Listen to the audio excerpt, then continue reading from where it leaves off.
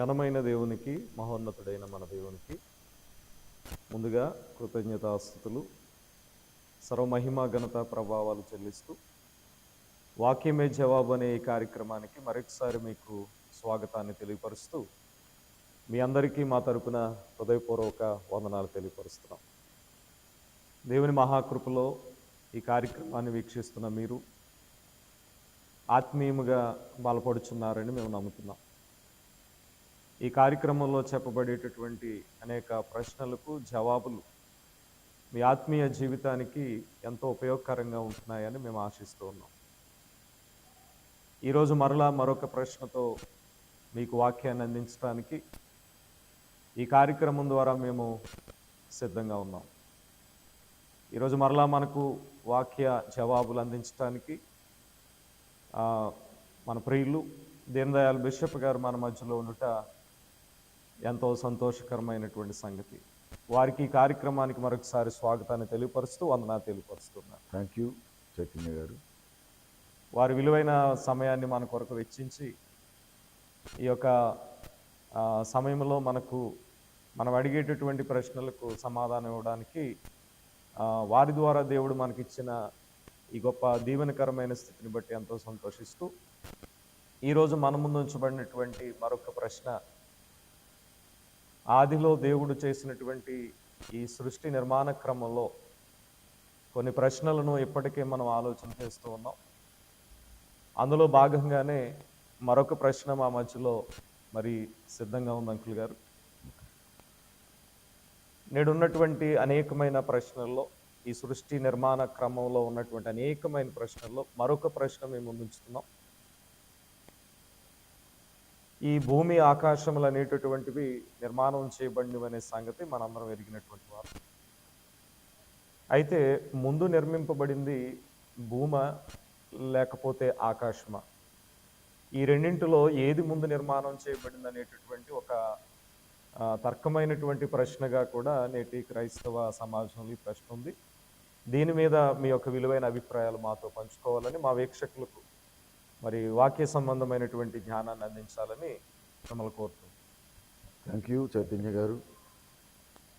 వాక్యమే జవాబు అనే కార్యక్రమానికి వచ్చేసిన ప్రియులందరికీ కూడా క్రీస్తు ప్రభు యొక్క శ్రేష్టమైన నామములో మా హృదయపూర్వక శుభాలు, వందనాలు తెలియజేస్తున్నాం. ఈరోజు ఒక విలువైనటువంటి ప్రశ్నతో మేము ముందుకు వచ్చాం. చైతన్య గారు అడిగిన ఆ ప్రశ్న మీరు విన్నారని మరొకసారి దానిని జ్ఞాపకం చేస్తూ దానిలోనికి నేను వెళ్ళబోతూ ఉన్నాను. వాస్తవంగా ఈ ప్రశ్న తలెత్తటానికి ఆదికాండము 1:1 తెలుగు బైబిల్ వెర్షన్లో వ్రాయబడిన విధానం కారణం. ఈ ప్రశ్న తలెత్తటానికి కారణం అది. ఎందుకోనంటే అక్కడ ఆదికాండము 1:1 ఒకసారి చదవగలరా? ఆదికాండము 1:1 కనుక మనం చదివితే ఈ విధంగా వ్రాయబడింది. ఆదియందు దేవుడు భూమి ఆకాశములను సృజించెను. ఇక్కడ వ్రాయబడిన ప్రశ్న మీకు అర్థమైందనుకుంటున్నాను. అంటే అది ప్రశ్న అడగటానికి ఇక్కడే ఒక చాయిస్ పుట్టింది. ఆ చాయిస్ ఏంటంటే, తెలుగు బైబిల్లో ఆదియందు దేవుడు భూమి ఆకాశములను సృజించెను అనే మాట. అక్కడ వ్రాయబడిన పదపొందిక ఏదైతే ఉందో ఆ పదపొందికలో భూమి ఆకాశములు అనే పదపొందిక వాడబడింది. అక్కడ వ్రాయబడినటువంటి ఆ పదపొందికను బట్టి భూమి ప్లస్ ఆకాశము అన్నట్టుగా ఉంది ఆ పదం. అదేవిధంగా ఆదికాండము 2:4 కూడా తెలుగు వెర్షన్లో ఈ విధంగా వ్రాయబడి ఉంది. దేవుడైన యెహోవా భూమిని ఆకాశమును చేసిన దినమందు. అక్కడ వ్రాయబడిన పదం చూడండి. దేవుడైన యెహోవా భూమిని ఆకాశమును చేసిన దినమందు అనే మాట అక్కడ వ్రాయబడింది. అంటే అక్కడ పదపొందికలో ఏమొచ్చింది? భూమి ప్లస్ ఆకాశము అన్నట్లుగా. ఆ తర్వాత అన్నాడు దినమందు భూమి ఆకాశములు సృజింపబడినప్పుడు అని రెండవ మాట ఉంది. అక్కడ కూడా పదపొందికలో ఏమొచ్చింది? భూమి ముందు వస్తుంది, తర్వాత ఆకాశం వస్తుంది. ఈ విధమైనటువంటి వెర్షన్ ఎప్పుడైతే ఉందో దీని మీద కొంతమంది బైబిల్ రెగ్యులర్గా చదివే వారికి, అంటే బైబిల్ ధ్యానిస్తూ చదివే వారికి కొన్ని ప్రశ్నలు ఉత్పన్నం అవుతాయి. నా చిన్నతనంలో కూడా నాకు ఈ ప్రశ్న వచ్చింది. ఎందుకనంటే అక్కడ వెర్షన్లో భూమి ముందుంది, ఆకాశము తరువాత. ఈ విధమైనటువంటి విధానం ఎప్పుడైతే వచ్చిందో దాన్ని ఖచ్చితంగా మనం డౌట్ పడడం సహజం. ఎవరైనా ఆ డౌట్ వ్యక్తం చేయడం సహజం. అది క్లియర్ చేసుకుంటే మంచిది, తెలుసుకుంటే మంచిది భావించటం కూడా సహజం. దానిలో భాగంగా ఈరోజు మీ ముందుకి దాని ఆన్సర్ని తీసుకురావడానికి ప్రయత్నం చేస్తున్నాం దేవుని కృపలో. ఇవాళ వాస్తవంగా 2 తెలుగు బైబిల్ వచనాల్ని మనం చదివాం. అక్కడ ఆ విధంగా వ్రాయబడి ఉంది. కానీ ఒరిజినల్గా హిబ్రూలో వ్రాయబడింది. ఇది మొదటి, అంటే పాత నిబంధన అంతా ఎక్కువ హిబ్రూలో వ్రాయబడింది. ఎక్కువ కాదు, బైబిల్ అంతా హిబ్రూలోనే వ్రాయబడింది. అంటే పాత నిబంధన అంతా కూడా హిబ్రూలో వ్రాయబడింది, హిబ్రూ భాషలో వ్రాయబడింది. హిబ్రూ భాషలోంచి తర్జుమా చేయబడినప్పుడు కూడా ఇంగ్లీష్లోకి తర్జుమా చేయబడినప్పుడు ఆ తర్జుమాలో ఇంగ్లీష్లో ఏ విధంగా తర్జుమా చేశారు అని అంటే, హిబ్రూలో ఏ విధంగా ఉందో ఆ విధంగా తర్జుమా చేశారు. హిబ్రూలో ఏ విధంగా ఉంది అనేది ఇంగ్లీష్ భాష తర్జుమాని కనుక మనం చదవగలిగినప్పుడు అక్కడ మనకు అర్థమవుతుంది. ఒకసారి ఆదికాండము 1:1 ఇంగ్లీషు తర్జుమాని కూడా మనం ఒకసారి చూద్దాం. ఇంగ్లీష్ తర్జుమాని చూద్దాం ఒకసారి. In the beginning, God created the heavens and the earth. ఇక్కడ ఇంగ్లీషు తర్జుమాలో in the beginning God created heavens and earth అనే మాట రాయబడింది. ఇక్కడ ఇంగ్లీష్ తర్జుమాకు వచ్చేటప్పటికి ఆకాశములు అనే పదమును, ఆకాశములు ముందు చేర్చబడింది. పదపొందికలు ముందుకు వచ్చింది, భూమి తరువాతకు వచ్చింది. ఇప్పుడు అదేవిధంగా ఆదికాండము 2:4 కనుక మనం పరిశీలన చేసినట్లయితే ఇంగ్లీష్ వెర్షన్లో ఆదికాండము 2:4 కూడా మనం చూద్దామా? This is the history of the heavens and the earth when they were created in the day that the Lord God made the earth and the heavens. అక్కడ కూడా ఏమని వ్రాయబడిందంటే, మొట్టమొదట పలికిన పదంలో అక్కడ ఏమని ఉంది? హేవెన్స్ అండ్ ఎర్త్ అన్నాడు. రెండవసారి ఎర్త్ అండ్ హెవెన్స్ అన్నాడు. ఎర్త్ అండ్ హెవెన్స్ అనే పదం ఉంది. ఇక్కడ మనం దీన్ని చాలా జాగ్రత్తగా మనం గమనించినట్లయితే 2 రకాల భావాలు ఇక్కడ ఉత్పన్నం అవుతున్నాయి. ఆ 2 రకాల భావాలు ఏంటంటే, మొదటిది దైవం దగ్గర నుంచి చూస్తూ ఉంటే ఆకాశములు, భూమి. భూపొందికలో మనుష్యుల హృదయంలోంచి చూస్తూ ఉంటే భూమి, ఆకాశం. ఈ విధమైనటువంటి బ్యాలెన్స్ని దృష్టిలో పెట్టుకుని వ్రాయబడిన మాటలే. అంటే భూకోణంలో చూస్తే భూమి, ఆకాశం అని, అంటే మనం ఎప్పుడైనా పదపొందిక మాట్లాడాం అనుకోండి, భూమి, ఆకాశం అంటే అది భూకోణం. దైవ సంబంధంగా చూసామనుకోండి, దైవ పదపొందికలు మనం చూస్తే ఆకాశము, భూమి అంట. ఎందుకు ఆకాశములు అనే పదం ఎందుకు వచ్చిందంటే ఆయన విధానం, అంటే ఆయన రూట్లో చూస్తే ఆకాశములు ముందు ఉన్నాయి, భూమి తర్వాత.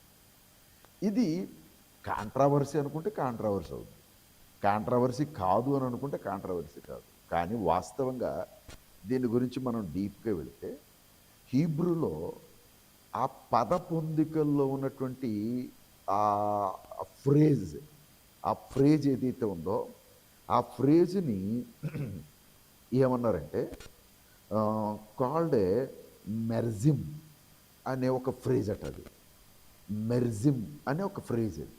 అంటే దాన్ని ఉపయోగించిన పదం, ఆ ఫ్రేజ్ ఏదైతే ఉందో ఇంగ్లీష్ టెక్స్ట్లో ఆ ఫ్రేజ్ని ఏమన్నారంటే మెర్జిమ్ అనే పదం. ఆ మెర్జిమ్ అనే పదాన్ని కనుక డీప్గా మనం స్టడీ చేస్తే భూమి, ఆకాశం కూడా ఒకేసారి నిర్మితమైనవి, 2 పర్యాయాలు కాదు. At the time of period, at the time of sense, once they were created. అంటే ఒకేసారి 2 నిర్మితం చేసాడు. ఆ భావాన్ని చెప్పటం దేవుని యొక్క ఉద్దేశం. అంటే పరిశుద్ధాత్మ యొక్క ఉద్దేశం ఏంటంటే ఒకేసారి దేవుడు వీటిని నిర్మితం చేశాడు అని చెప్పటం ఆ ఫ్రేజ్ ఉపయోగించాడట. అది అక్కడ అంటే అందుకని heavens and that is the phrase. ఆ ఫ్రేజ్లో హిబ్రూలో మెర్జిమ్ అనే ఫ్రేజ్, అంటే మెర్జిమ్ అనే గ్రామటికల్ ఫ్రేజ్ అది.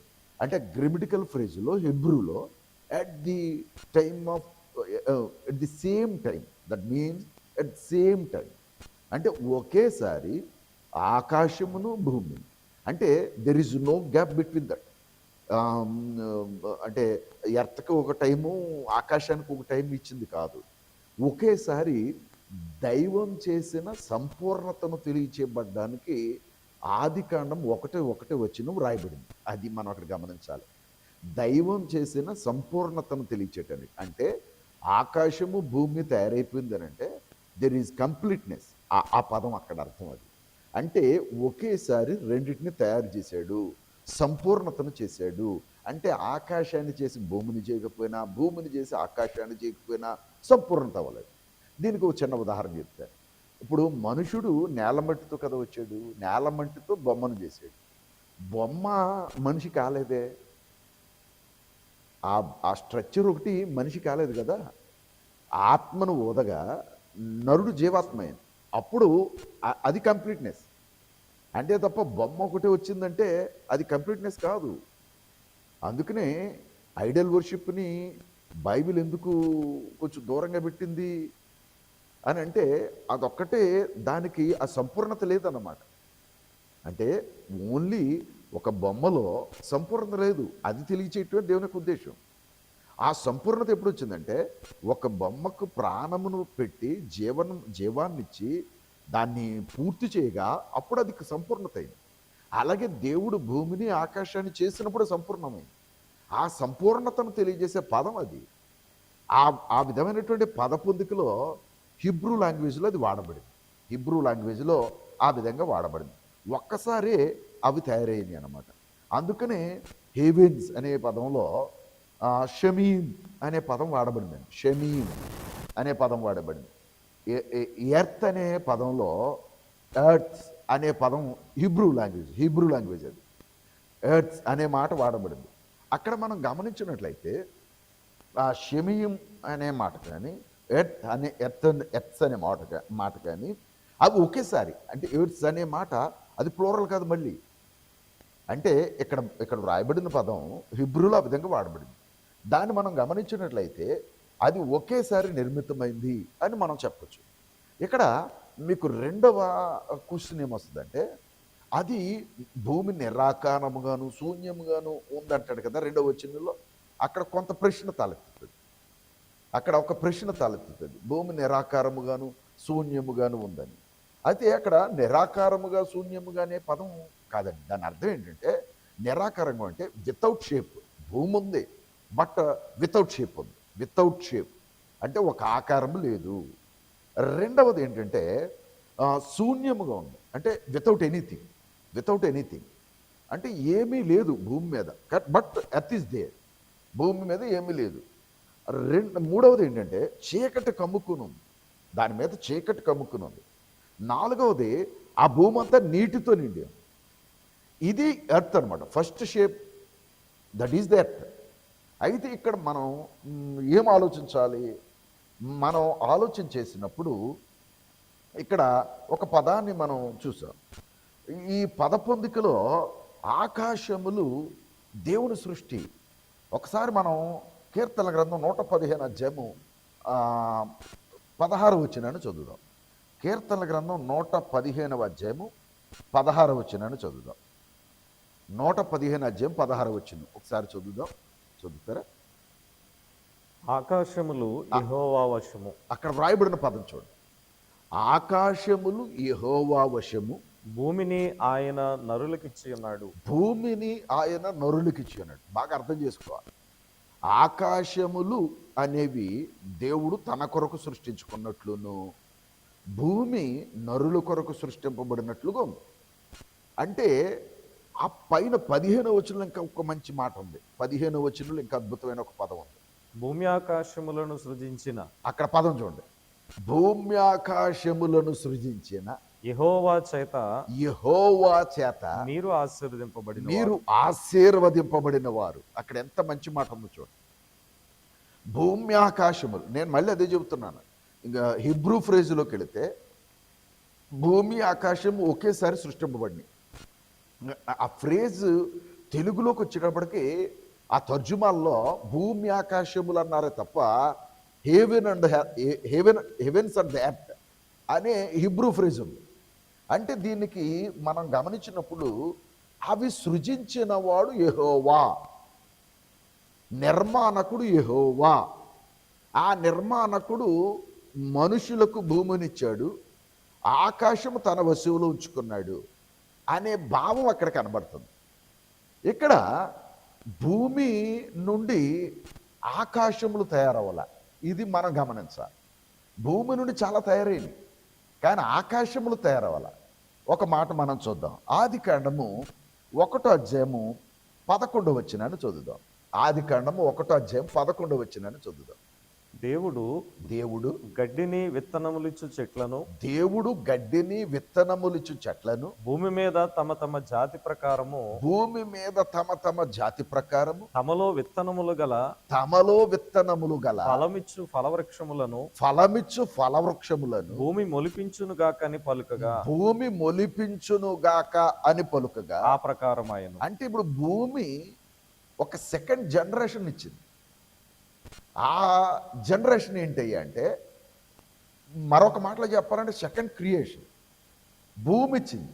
ఆ భూమి ఇచ్చిన క్రియేషన్ ఇది అంటే, భూమి నుండి వృక్షాలు ఇవన్నీ పుట్టడం భూమి నుండి వచ్చిన క్రియేషన్.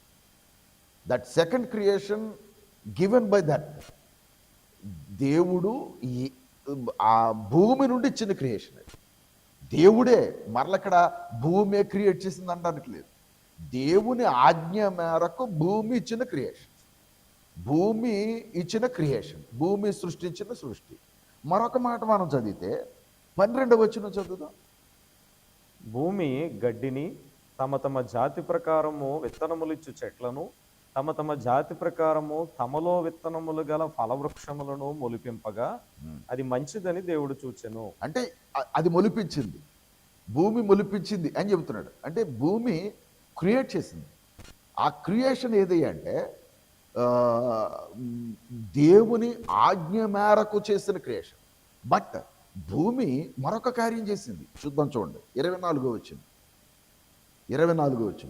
దేవుడు వాటి వాటి జాతి ప్రకారము జీవము గల వాటిని అనగా వాటి జాతి ప్రకారము పశువులను, పురుగులను, అడవి జంతువులను భూమి పుట్టించుగాకని పలికను ఆ ప్రకారమాయను. మీరు అక్కడ గమనించారో లేదో, భూమి పుట్టించుగాక అని అడవి జంతువులు ప్రతి ప్రాకే పురుగులు ఇవన్నీ కూడా భూమి నుండి పుట్టినవే. బట్ అక్కడ అర్థం ఏంటంటే సముద్రం కూడా పుట్టించింది. సముద్రములో మత్స్యములన్నీ సముద్రం పుట్టించింది. ఆకాశము పక్షులకి క్రియేషన్గా ఉంది. ఆకాశము నుండి పక్షులు ఉత్పన్నమైనవి, మళ్ళీ అవి భూమికి సంబంధం లేదు. అంటే ఈ ఎర్త్ అట్మాస్ఫియర్లో ఏవైతే ఉందో అది ఒక్కొక్కటి ఒక క్రియేషన్ చేసింది. బట్ ఆకాశాన్ని కానీ, సూర్యచంద్ర నక్షత్రాదులు కానీ, ఈ మొత్తం యూనివర్స్ని కానీ భూమి పుట్టించాల, భూమి క్రియేట్ చేయాల. భూమిని దేవుడు క్రియేట్ చేశాడు, ఆకాశాన్ని దేవుడు క్రియేట్ చేశాడు, భూమి నుండి కొన్ని వచ్చింది. ఇప్పుడు మనం మనం ఏదైతే అనిపిస్తున్నాం భూమి మీద ఎవ్రీథింగ్ ఎక్కడి నుంచో రాలా. ఇప్పుడు మనం వాడే సెల్ ఫోన్, మనం వేసుకునే బట్టలు, మనం వాడుతున్న కెమెరాలు, మనం వాడుతున్న ఎవ్రీ స్ట్రక్చర్, అదంతా బంగారము, వజ్రాలు, వైడూర్యాలు ఇవన్నీ భూమిలో ఉంటాయి. అంటే ఇదంతా కూడా భూమి ఇస్తుంది, నాట్ జనరేటెడ్. భూమిలో అవి నిక్షిప్తమై ఉన్నాయి. దేవుడు వాటిని పెట్టాడు, వాటిని అది ఉత్పన్నం చేసింది. ఉత్పన్నం చేసినంత మాత్రాన భూమి గొప్పది కాదు, దేవుని చేత ఉత్పన్నం చేసింది. అలాగే భూమి ముందు క్రియేట్ చేయబడిందా తరువాత క్రియేట్ చేయబడిందా అనే వాదన హిబ్రూ ఫ్రేజులోకి వెళితే అవి రెండు ఒకేసారి సృష్టింపబడి. ఒకేసారి సృష్టింపబడింది. ఆ ఒకేసారి సృష్టింపబడింది అనేదే ఆన్సర్ తప్ప మరొకటి దానికి సమాధానం లేదు అనే సంగతిని మనం తెలుసుకోవాలని శ్రోతలకు తెలియజేస్తూ ఈ ప్రశ్నకు సమాధానాన్ని ముగిస్తూ ఉన్నాను. అర్థమైంది అనుకుంటున్నాను నాయన చైతన్య గారు. థ్యాంక్ యూ అంకిల్ గారు. ఓకే. చాలా ఆ, క్రొత్త విషయాలు నేనైతే అక్కడ ఆలోచన చేయగలిగాను. ఆ, ఈ దేవుడు చేసినటువంటి ఈ సృష్టిలో మరి భూమి ఉందా, ఆకాశమా ఉందా అనేటటువంటి ప్రశ్నకు సమాధానం మరి మీరు కూడా గ్రహించారు, మేము నమ్ముతున్నాం. చాలా విలువైనటువంటి సమాచారం ఇందులో ఉంది కనుక మరొకసారి అనేక మార్లు మీరు ఇది వినడానికి ప్రయత్నం చేయండి. ఇంకా అనేకులకు ఈ దైవ జ్ఞానాన్ని, ఇందులో ఉన్నటువంటి వాక్య జవాబులను మీరు అనేకులకు అందించాలని ఆశిస్తూ ఇంత గొప్ప సమాచారాన్ని, జ్ఞానాన్ని మరి మనకు అందించిన ప్రియులకు మరొకసారి వందనాలు తెలియపరుస్తున్నాం. థ్యాంక్ యూ చైతన్య గారు. దయచేసి శ్రోతలు మీరు ఎవరైతే వింటున్నారో మమ్మల్ని ఎంకరేజ్ చేయండి. మీ ఎంకరేజ్మెంట్ ఏంటంటే ఒక లైక్ బటన్ నొక్కండి, ఒక కామెంట్ పెట్టండి వీలైతే. దయచేసి కొంచెం షేర్ చేస్తే మాకు కూడా కొంచెం చురుకుతనం వస్తుంది. కాబట్టి మీరు సబ్స్క్రైబ్ చేస్తే ఇంకా మంచిది. సబ్స్క్రైబ్ చేస్తే మీరు అనేకులకు చేరవేస్తారు. మీరు వాట్సాప్లో స్టేటస్గా పట్టగలిగితే మీరే సువార్త చేసిన వారు అవుతారు. దయచేసి ఆ విధంగా మమ్మల్ని ఎంకరేజ్ చేయమని కోరుతా ఉన్నాం. Thank you. God bless you all. అందరికీ వందనాలు.